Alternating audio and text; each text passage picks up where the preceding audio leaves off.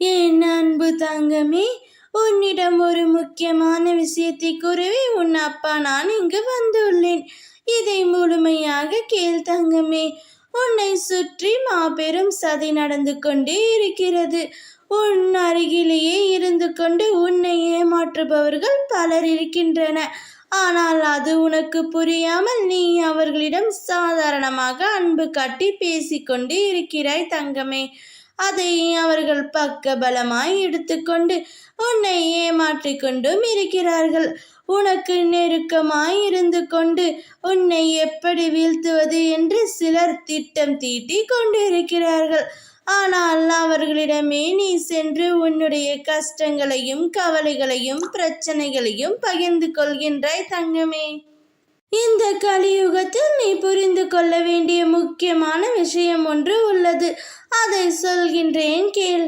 உன்னுடைய கஷ்டங்களையும் உன்னுடைய பிரச்சனைகளையும் உன்னுடைய பலவீனத்தையும் யாரிடமும் பகிர்ந்து கொள்ளவே கூடாது. இதை உடனே நிறுத்திக்கொள் செல்வமே. உனக்கு ஏதேனும் கஷ்டம் நேர்ந்தால் அப்பா முன் அமர்ந்து என்னிடம் சொல். நான் அதை தீர்த்து வைக்கின்றேன். அதை விட்டு மனிதர்களிடத்தில் கூறி உன்னுடைய பிரச்சனைகளுக்கு தீர்வு காண நினைக்காதே. அவர்கள் உதட்டளவில் உனக்கு ஆறுதல் கூறிவிட்டு மனதளவில் மிகவும் சந்தோஷப்படுகிறார்கள் உன் கஷ்டங்களை நினைத்து.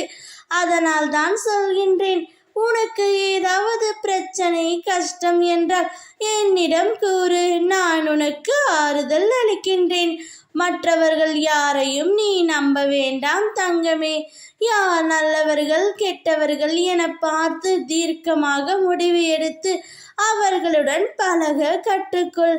இல்லை என்றால் வாழ்க்கை முழுவதுமே நீ ஏமாற்றங்களை தான் சந்திக்க நேரிடும். உன்னை கஷ்டப்படுத்தியவர்களும் உன்னுடைய துன்பத்திற்கு காரணமாய் இருப்பவர்களும் உன் அருகிலேயே தான் இருக்கிறார்கள். அவர்களை கூடிய விரைவில் உனக்கு நான் அடையாளம் காட்டுகிறேன். கவனமாக இரு என் தங்கமே.